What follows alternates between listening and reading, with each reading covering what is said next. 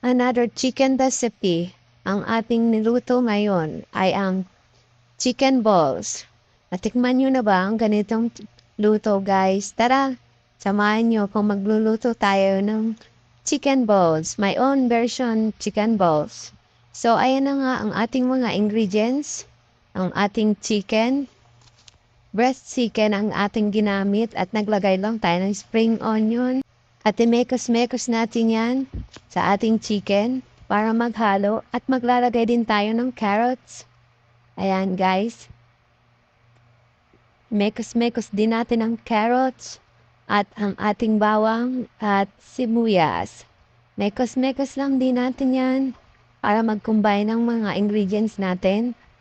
At pagkatapos niya maglalagay tayo ng mga pampalasa. Ayan na nga, maglalagay lang tayo ng isang kutsarang cornstarch at isang kutsarang harina. At pagkatapos niyan, mekos-mekos lang din natin para maghalo-halo sila guys. Tapos maglalagay din tayo ng ating oyster sauce, yung maliit lang na oyster sauce. At naglagay din tayo dyan ng magic sarap at konting asin at paminta. At pagkatapos niyan guys, mekos-mekos natin ng maigi hanggang sa mag-well combine ang ating mga ingredients. At pag na halo na natin, maglalagay tayo ng isang itlog. Yan, one large egg. Tapos mekos-mekos lang din natin yan guys.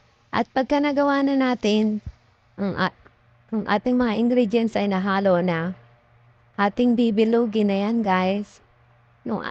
Yung aking pala ay bibilugin ko lang siya ng kutsara. Ilalagay ko ng diretso doon sa ating pan. At ayan na nga, magpapainit lang tayo ng pan. At maglagay tayo ng mantika. At pagkatapos niyan, ilalagay na natin ang ating kinutsarang gagawing chicken balls. At ayan na nga guys, ang ating first batch. Ayan. Isang kutsara lang yan guys. Hindi pare-parehas ang ating chicken balls kasi kinutsara ko lang siya. At ayan na nga guys, malapit din siyang maluto.